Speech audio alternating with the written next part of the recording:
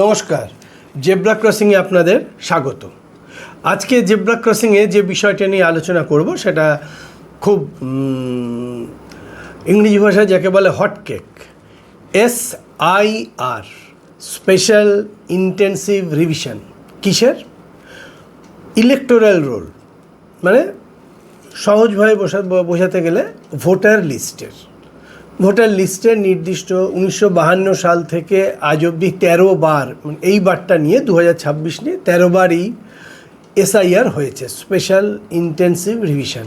এই নামটা হয়তো ছিল না, অন্য নামে প্রতিবার। এই নামটা রিসেন্টলি এই আমাদের নতুন কেন্দ্রীয় সরকার, আমাদের যে কেন্দ্রীয় সরকার, সেই কেন্দ্রীয় সরকার এই নামটা দিয়েছে। কিন্তু এই জিনিস এর আগে 13 বার, 12 বার হয়েছে, এটা 13তম বার। পশ্চিমবাংলায় 2002 সালে লাস্ট হয়েছে, এবং এইটা এর আগে যতবার হয়েছে এত উত্তেজনা কোনোদিন তৈরি হয়নি। এবং রাজনৈতিক দল, রাজনৈতিক ব্যক্তিত্ব, সাধারণ মানুষ, মিডিয়া সবাই এবার খুব উত্তেজিত এটাকে নিয়ে, এবং এটাকে নিয়ে অনেক দুর্ঘটনা দুই ঘটেছে। এবং এটা শুরু হয়েছিল অনেক দিন ধরে। এর আগে কর্ণাটকের ভোটের সময় হয়েছে, দিল্লির ভোটে হয়েছে, মহারাষ্ট্রের ভোটে হয়েছে, বিহারের ভোটে হয়েছে। সেখানেও ছোটোখাটো সমস্যা হয়েছে, প্রশ্ন হয়েছে, কিন্তু পশ্চিম বাংলার মতো এত সমস্যা কিন্তু অন্যান্য রাজ্যে হয়নি। এবং এর পেছনে কারণ, এর পেছনে কোন কোন যেসব উর্বর মস্তিষ্ক কাজ করেছে সেগুলো নিয়ে পরে আলোচনায় আসছি। পশ্চিমবাংলায় SIR-এর প্রক্রিয়া শুরু হয়েছিল 26শে নভেম্বর 2025 এবং শেষ হলো এই 28 তারিখ। এই অবধি তো সবই ঠিক আছে, এবং এখানে অসংখ্য লোকের নাম বাদ গেল, সেখানে সমস্যা নয়। সমস্যা শুরু হলো অন্য জায়গায়। 2 এপ্রিল মালদা জেলাতে যেই এই শেষবারের যে লিস্ট বেরোলো, তারপরে রাস্তা অবরোধ হলো, টায়ার জ্বালিয়ে রাস্তা আটকানো হলো, পুলিশদের ওপর আক্রমণ হলো। করলো কারা? করলো হচ্ছে কোনো প্রফেশনাল হুলিগ্যানস নয়, কোনো প্রফেশনাল ক্রিমিনালস নয়। এটা করলো কৃষক, শ্রমিক, মূলত প্রান্তিক মানুষ, সঙ্গে কিছু শিক্ষক, কিছু লয়ার, কিছু ডাক্তার, যাদের নাম বাদ গেছে। নাম বাদ গেছে সংখ্যাটা কিন্তু চমকে দেওয়ার মতো, 61 লক্ষ। এবং যেটা হলো মালদাতে 7 জন, সম্ভবত 7 জন জুডিশিয়াল ম্যাজিস্ট্রেটকে বন্দি করে রাখা হলো। হস্টেজ বলবো না, কিন্তু বন্দি করে রাখা হলো। পুলিশ এলো, সংঘর্ষ হলো, আহত হলো, অনেকে নিহত হয়নি কিন্তু আহত হয়েছে। এইটা হচ্ছে চরম যে অশান্তি, সেটা শুরু হয়েছে কিন্তু 2 এপ্রিল থেকে। এবার এর পেছনে যে বললাম যে 61 লক্ষ নাম বাদ গেছে। এবং আরেকটা চিন্তার বিষয় তো অবশ্যই, এবং চমকে দেওয়ার মতো তথ্য, পশ্চিমবাংলার যে ভোটার, তার প্রতি 6 জনে 1 জন কিন্তু হয় ডিলিটেড, নাম বাদ চলে গেছে, অথবা সাসপেক্টেড। এবং এখানে সবথেকে চিন্তার বিষয় যেটা হচ্ছে পশ্চিমবাংলার ক্ষেত্রে, সে সব রাজ্যের ক্ষেত্রে এটা চিন্তার বিষয়, সেটা হচ্ছে যে নাম বাদ গেছে, সেই নাম বাদ যাওয়ার সংখ্যাটা কিন্তু অনেক। ধরুন যে মারা গেছে, তার নাম তো বাদ যাবেই। যেসব জায়গায় ডাবল এন্ট্রি আছে সেগুলোও তো বাদ যাবে, সেগুলো নিয়ে তো কোনো সমস্যা নেই। কিন্তু তার বাইরেও 61 লক্ষ মানুষের নাম ঝুলিয়ে রাখা হয়েছে সাসপেক্টেড ভোটার বলে। অদ্ভুত একটা টার্ম। গত 13টা বা 1952 সাল থেকে যে SIR হচ্ছে, তাতে এই শব্দটি ছিল না। এটা নতুন সংযোজন। এটা খায় না গায়ে মাখে। ইলেকশন কমিশনের অফিস এবং ইলেকশন কমিশনার নিজেও জানেন, এক এক সময় এক এক রকম মন্তব্য করছেন, ভুগছেন সাধারণ মানুষ। প্রতি 6 জনে 1 জন, ভাবুন পশ্চিমবাংলায় যারা ভোটার দিচ্ছে প্রতি 6 জনে 1 জন আক্রান্ত। এবং 8.09% অফ দ্য ভোটিং পপুলেশন এতে ডিস্টার্বড। ইলেকশন কমিশন তো একটা ইলেকশনের আগে ভোটার লিস্টের রিভিশন করছিল, এর মধ্যে তো অশান্তির কিছু নেই, কিন্তু এত অশান্তি হচ্ছে কেন? এবং সব ভয়ঙ্কর ভয়ঙ্কর তথ্য এই এসআইআরকে কেন্দ্র করে উঠে আসছে। অনেকেই বলছে অন্যান্য রাজ্যে হয়নি, এই রাজ্যে হচ্ছে কেন? এই রাজ্যে হচ্ছে তার একটা বড় কারণ বাঙালিরা সব বিষয়ে প্রশ্ন করে। এটা তো বাঙালিদের ডিএনএতে আছে প্রশ্ন করা, এবং উত্তর না পেলে বিরোধিতা করা, এটা বাঙালিদের ডিএনএতে আছে। স্বাধীনতা আন্দোলনের আগে থেকে দেখছি যে কোনো বিষয়ে এটাতে উত্তর ভারতের নেতাদের বা উত্তর ভারতের আইপিএসদের অসুবিধা, আইএস আইপিএসদের অসুবিধা হলে তো হবে না, তোমাকে তো উত্তর দিতে হবে। তুমি কেন বাদ দিচ্ছ? বাদ দেওয়ার কোনো কারণ নেই। অদ্ভুত অদ্ভুত কারণ তো আছে, অদ্ভুত অদ্ভুত কারণ। বাবা এবং মায়ের বয়সের পার্থক্য 15 বছর, প্রথম সন্তানের জন্ম বিবাহের 15 বছরের মধ্যে, তারপরে 45 বছর বিবাহিত জীবনের পরে যেসব সন্তান হয়েছে তাদের সব নাম বাদ চলে গেছে। ব্যানার্জি, বন্দ্যোপাধ্যায়, চ্যাটার্জি, চট্টোপাধ্যায়, MONDAL মণ্ডল, MANDAL মণ্ডল, এইসব অদ্ভুত অদ্ভুত সব তথ্য উঠে এসছে। মারাও গেছে প্রচুর মানুষ, লাইনে দাঁড়িয়েছে। আমাদের এই কেন্দ্রীয় সরকারের তো একটা অভ্যাস আছে মানুষকে লাইনে দাঁড় করানোর, এর আগে নোটবন্দির সময় করেছে, তারপরে আবার এই গ্যাস সিলিন্ডারে করেছে, আবার এসআইআরে হচ্ছে। এটা একটা প্যাটার্ন, কিন্তু এটাকে গুলিয়ে ফেললে হবে না। নতুন হচ্ছে বা এটা সত্যি দারুণ ভালোর জন্যে হচ্ছে, এটা সচেতনভাবে ভাবতে হবে। এবং আরেকটা বিষয় হচ্ছে, আমাদের সরকারি অফিস, ধরুন আমাদের যে কোনো সরকারি অফিসে আপনার আমার যে নামগুলো আছে সেই নামের স্পেলিং আপনি যা লেখেন তার থেকে বহু সময় আলাদা হয়।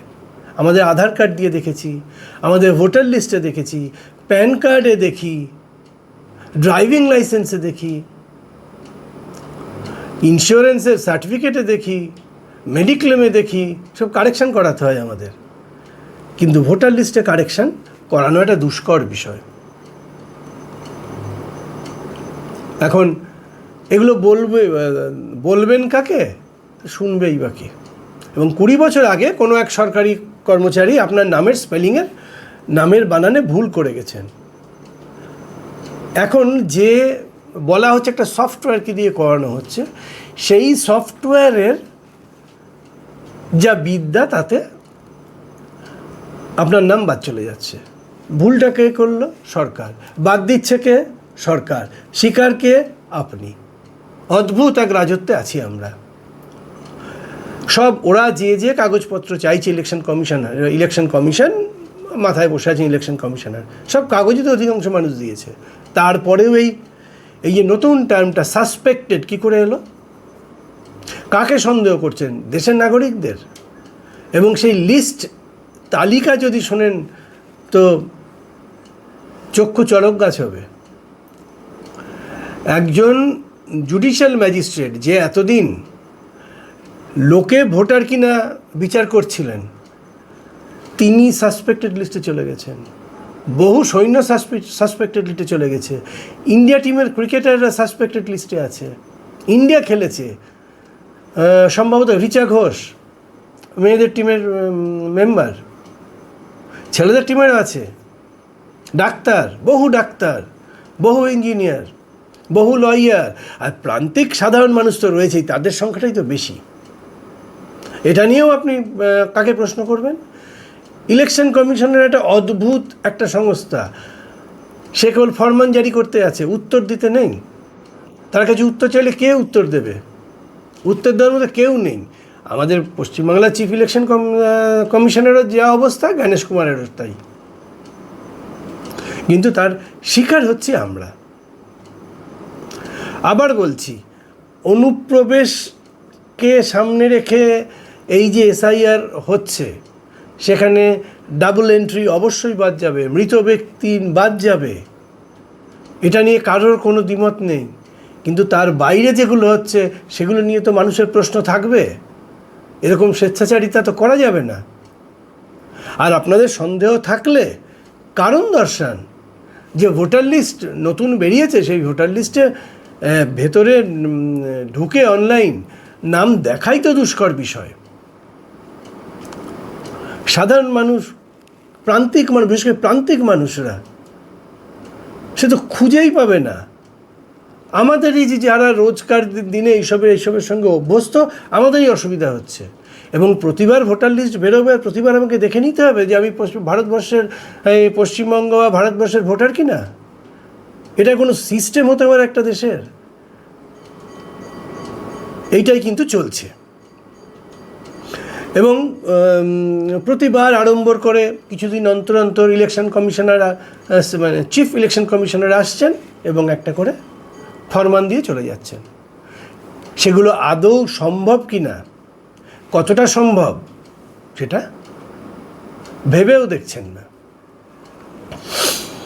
এবং ওয়েস্ট বেঙ্গলে, পশ্চিমবঙ্গের মতো রাজ্যে প্রচুর অনুপ্রবেশ হয়েছে, এটা একটা অভিযোগ।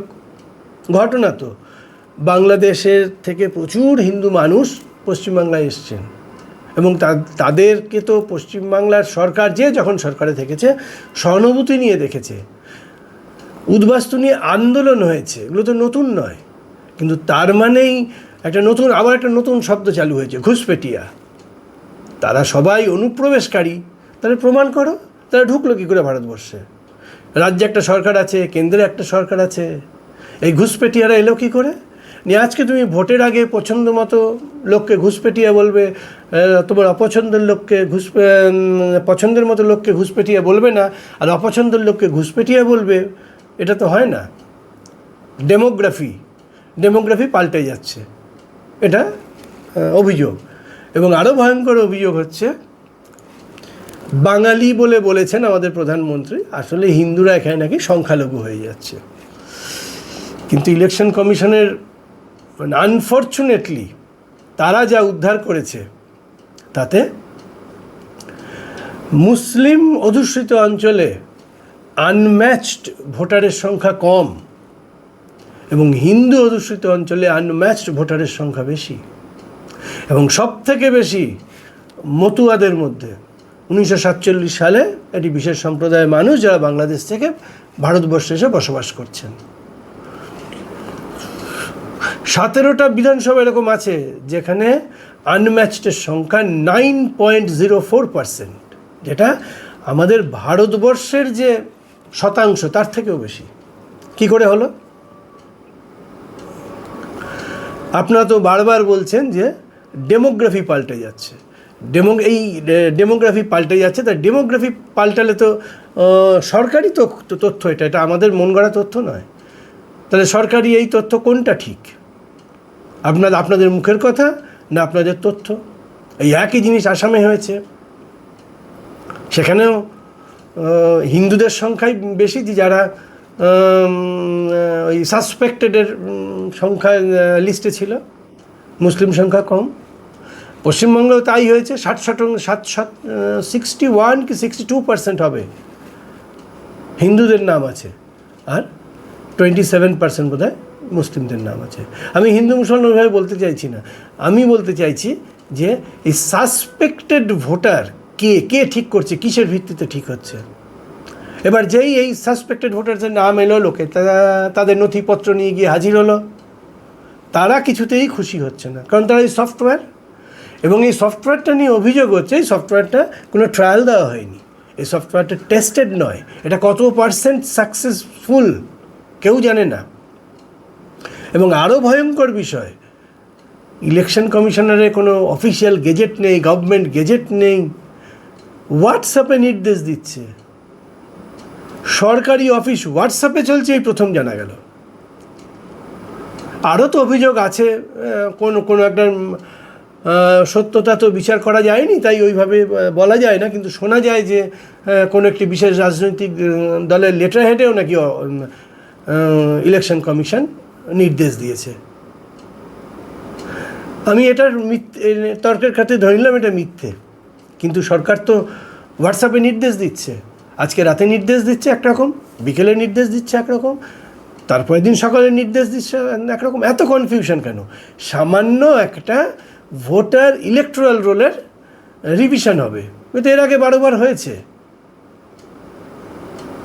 এর আগের 12 বারে তো এত কনফিউশন হয়নি, এবার কেন হচ্ছে?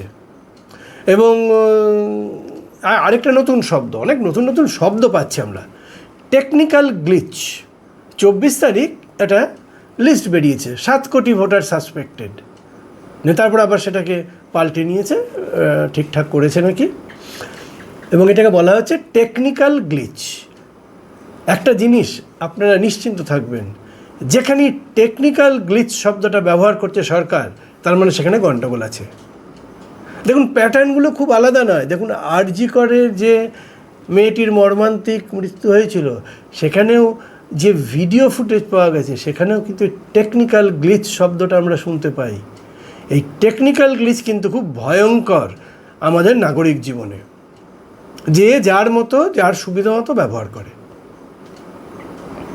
আগে আমাদের রাজ্য সরকার ব্যবহার করেছে, এখন কেন্দ্রীয় সরকার ব্যবহার করেছে, রাজ্য সরকারের কাছে এটা বুমেরাং হয়ে ঘুরে এসছে। কিন্তু ভুগছি তো আমরা সাধারণ মানুষেরা, এটা আর কতদিন চলবে?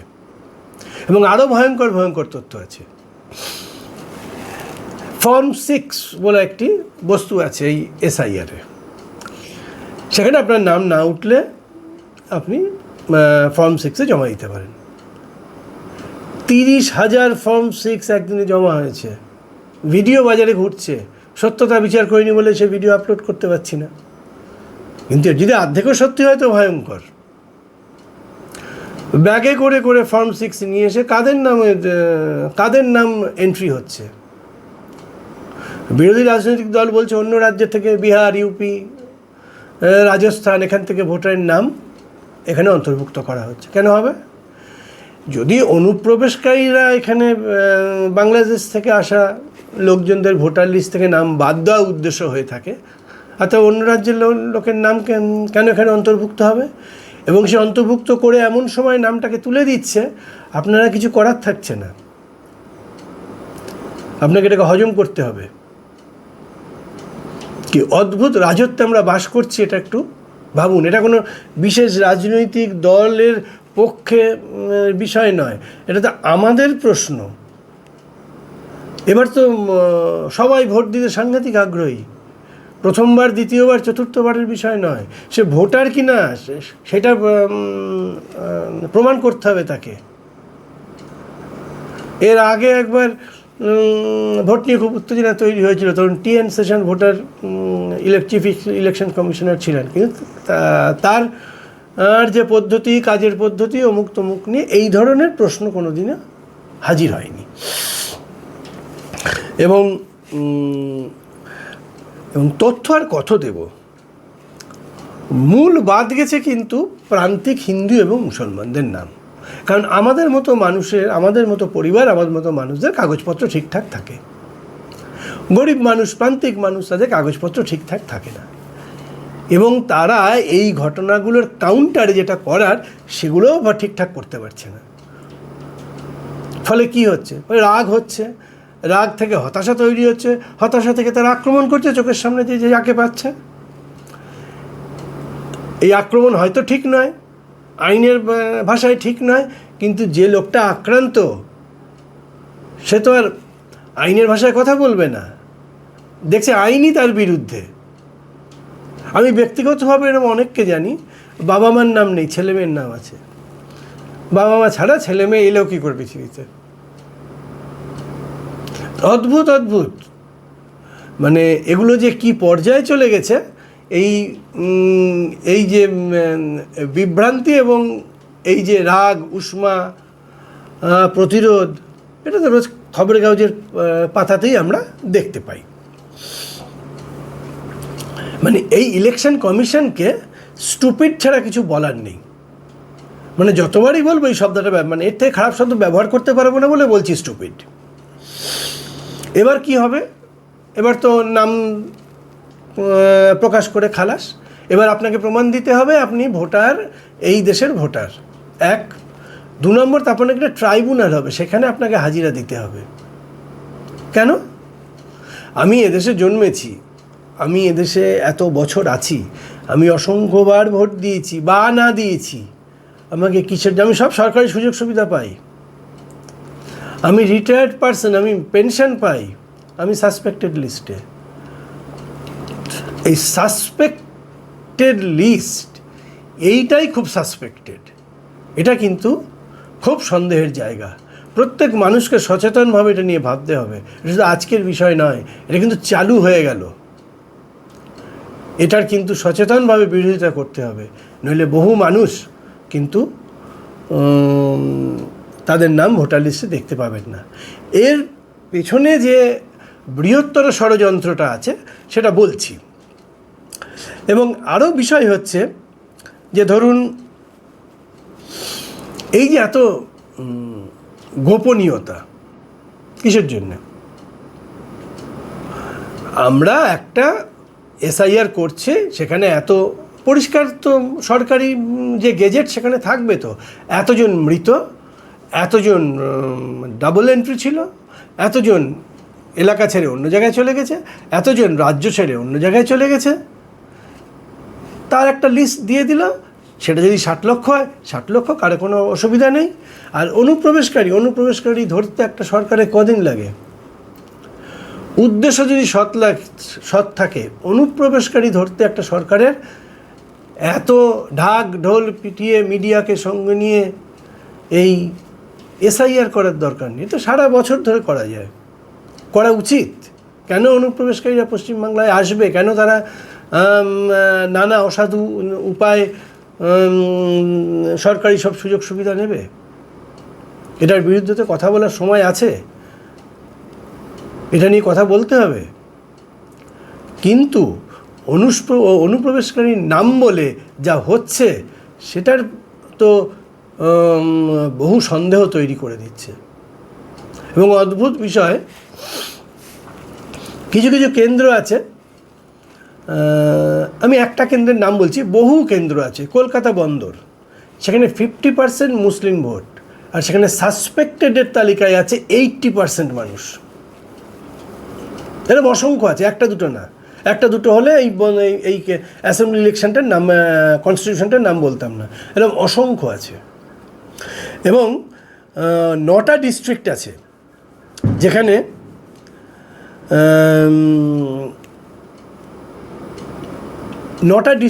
যেখানে মুসলিম মেজরিটি, সেইখানে সব থেকে বেশি সাসপেক্টেড।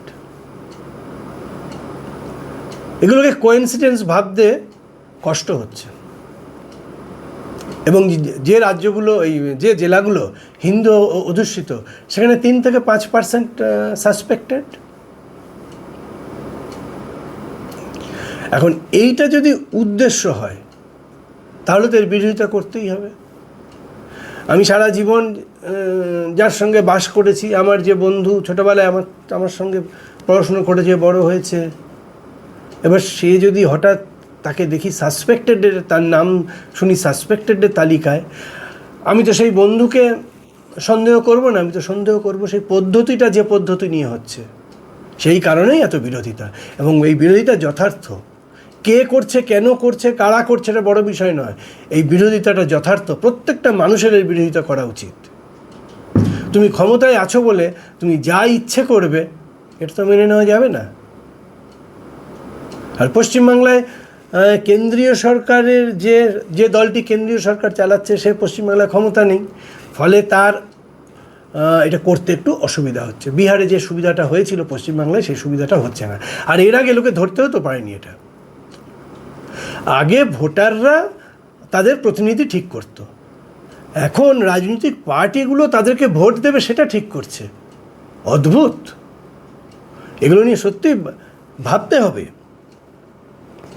এবং 294টা সিটের মধ্যে 234টা সিটে সাসপেক্টেড ভোটারের সংখ্যা, যে উইনিং মার্জিন, তার থেকে অনেক বেশি। এটাও কোইন্সিডেন্স। মানে আমরা তো এবার তাহলে কোইন্সিডেন্সের সংজ্ঞা পাল্টাতে হবে।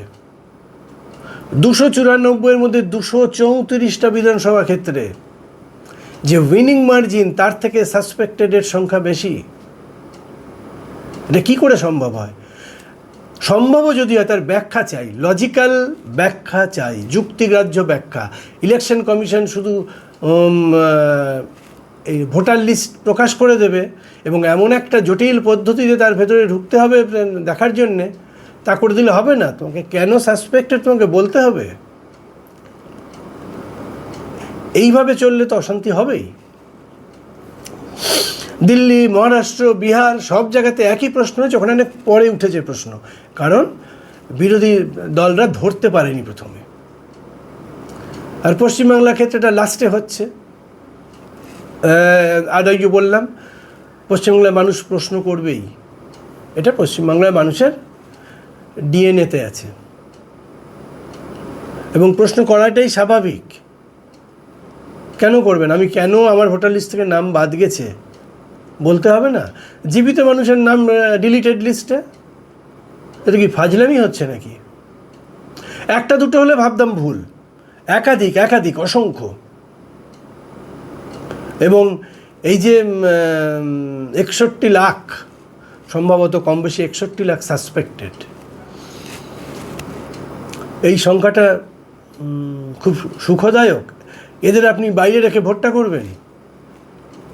হয়তো ভোটের আগে অবধি এর মধ্যে কিছু ঠিকঠাক হবে, এরপরে একটা ট্রাইব্যুনাল হবে শোনা যাচ্ছে। 23 তারিখ সুপ্রিম কোর্টে একটা হিয়ারিং আছে, সেখানে কোর্ট কি অবজারভেশন দেয় তার অপেক্ষায় থাকবো আমরা। নিশ্চয়ই ঠিকঠাক অবজারভেশন দেবে, কারণ এত ভোটারকে বাইরে রেখে তো ভোট করা যেতে পারে না। সেখানে ভোট হবে না, সেখানে গণতন্ত্রকে হত্যা করা হবে। আমাদের যে ফর্মেই গণতন্ত্র থাক, আমাদের গণতন্ত্র যত খারাপ হোক, আমরা এই গণতন্ত্রে বিশ্বাস করি।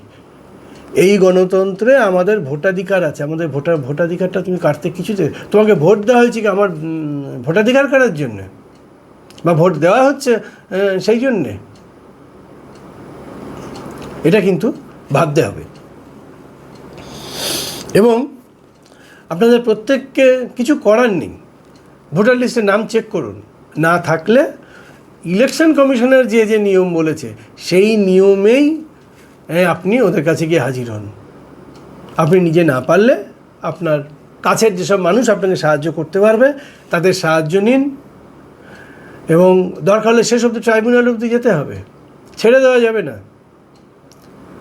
জ্ঞানেশ কুমারের টিম বলে দেবে যে মিস্টার বোস, মিস্টার রায়, মিস্টার সেন, মিসেস ভট্টাচার্যা এরা ভোটার নয় আর আমরা মেনে নেবো, এটা হতে পারে না। সঠিকভাবে সঠিক পদ্ধতিতে আমাদের প্রতিবাদ করতে হবে। এবং একটা জিনিস মাথায় রাখবেন, এরা খুব অর্গানাইজডলি করছে এটা। আমরা আনঅর্গানাইজড, যার জন্য আমরা কিন্তু বিভ্রান্ত হচ্ছি এবং আক্রান্ত হচ্ছি। আর এটা একজনের মস্তিষ্ক প্রসূত না, এর পেছনে অনেক উর্বর মস্তিষ্ক কাজ করছে।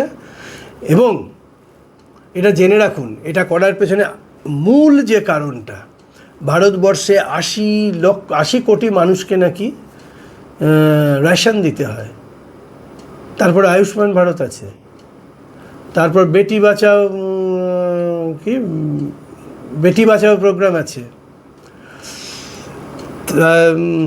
তারপর অন্যান্য সোশ্যাল প্রোগ্রাম আছে। যে ডোল পলিটিক্স, নিঃশব্দে এই ডোল পলিটিক্স থেকে ভারতবর্ষের প্রায় 10 কোটি মানুষের নাম বাদ চলে যাবে পশ্চিমবাংলাকে নিয়ে। এবং সবটাই প্রান্তিক মানুষ, সবটাই প্রান্তিক। হিন্দু মুসলমান শুধু নয়, হিন্দুদের সংখ্যাটাই বেশি। শুধু একটা রাজ্য আসাম দিয়েই দেখবেন, পশ্চিমবাংলাও তাই হয়েছে। বহু মানুষকে আয়ুষ্মান ভারত হোক, পশ্চিমবাংলার বিভিন্ন স্ত্রী যেসব আছে,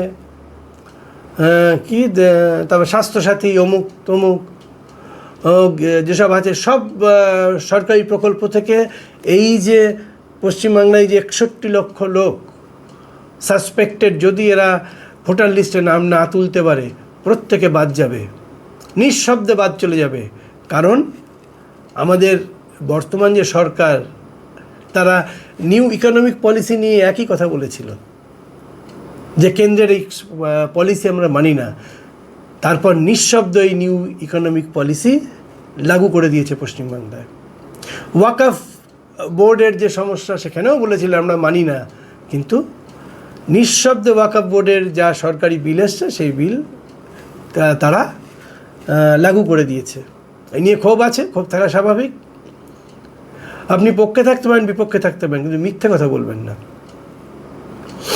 এবং এই যে ভারতবর্ষে আজ অবধি কম বেশি 10 কোটি লোকের নাম বাদ যাচ্ছে এবং পশ্চিমবাংলায় 61 লক্ষ অনডেট, এই লোকদের সব সরকারি সুযোগ সুবিধা থেকে বঞ্চিত করা হবে। আমরা কোনো সরকারি সুযোগ সুবিধা নিই না, আমাদের কিচ্ছু যায় আসবে না, এবং আমাদের নামও বাদ যাবে না। নাম বাদ যাবে সেই সব প্রান্তিক মানুষেরা যারা তাদের কাগজপত্র গুছিয়ে রাখে না, যাদের সহজেই রোহিঙ্গা বলে দেখে দেওয়া যায় এবং সহজেই অনুপ্রবেশকারী বলে দেওয়া যায়। এটা বললে সরকারের অনেক সুবিধা, কারণ এই ডোল পলিটিক্স মুখ থুবড়ে পড়ছে আস্তে আস্তে, সারা পৃথিবী জুড়ে পড়েছে, এখানেও পড়বে। এটা তার একটা পদ্ধতি, যে পদ্ধতিতে প্রচুর মানুষকে বাদ দিয়ে দেবো এই প্রকল্প থেকে। এবং এটা একটা পদ্ধতি, আবার দেখবেন 1 মাস পরে আরেকটা পদ্ধতি চালু হবে। তাই সব মানুষকে বলছি, আপনারা সচেতন থাকুন এবং প্রান্তিক মানুষদের সচেতন করুন, নইলে কিন্তু ওয়ার্স্ট সাফারার কিন্তু এই প্রান্তিক মানুষগুলো হবে। হিন্দু বা মুসলমান বা শিখ এরকম ভাবার কোনো কারণ নেই। আর আমাদের প্রধানমন্ত্রী একটা কথা বলেন, আমি প্রধানমন্ত্রী বলেই বলতে বাধ্য হচ্ছি, ঘুষকে মারুঙ্গা। হ্যাঁ, উনি ঘুষকেই মারছেন, গরিবকে, এই প্রান্তিক মানুষগুলোকে ঘুষকেই মারছেন, এবং এটা একটা আয়রনি আমাদের জীবনে। তাই আবার বলছি, ভাবুন, সচেতনভাবে ভাবুন সবাই। এই যে বাইনারি তৈরি হয়েছে না পশ্চিমবাংলায়, এই বাইনারির ঊর্ধ্বে উঠুন, সচেতনভাবে জীবনযাপন করুন, সচেতনভাবে ভাবুন, সচেতনভাবে নিজেকে সুরক্ষিত রাখুন, নইলে কিন্তু আগামী দিনে খুব বিপদ আসছে, বিশেষত প্রান্তিক মানুষদের। এবং প্রান্তিক মানুষের বিপদে পড়লে পশ্চিমবাংলার কেউই ভালো থাকবে না।